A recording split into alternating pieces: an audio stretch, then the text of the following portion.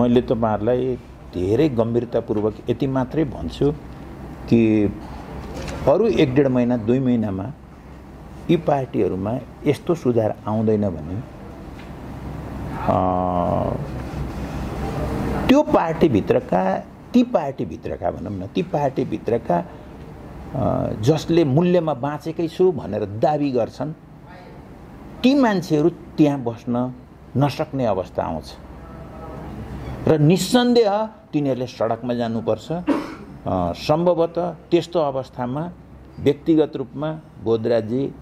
गंगाजी म तपाईहरुसँग कसम खान्छु म स्वयं सडकमा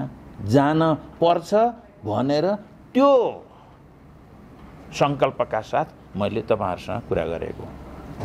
यदि यसमा फरक भयो मैले थोरै 1.5 महिनाको कुरा गर्दैछु यदि यस बीचमा पनि पार्टीहरु सुध्रिने कुरातर्फ जाँदैनन् संस्थागत रूपमा सुधारिदैन भने ती पार्टीहरु प्रतिगमनका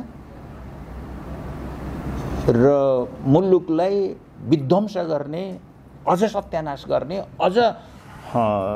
अस्थिरतामा धकल्ने कारक बन्नेछन् र इमानदारहरूले त्यसको कैद भएर बस्न हुँदैन तिनीहरूले विद्रोह गर्नुपर्छ भन्ने कुरामा म पनि त्यो संकल्पका साथै म तपाईहरुसँग आज उपस्थित भएको हुँ।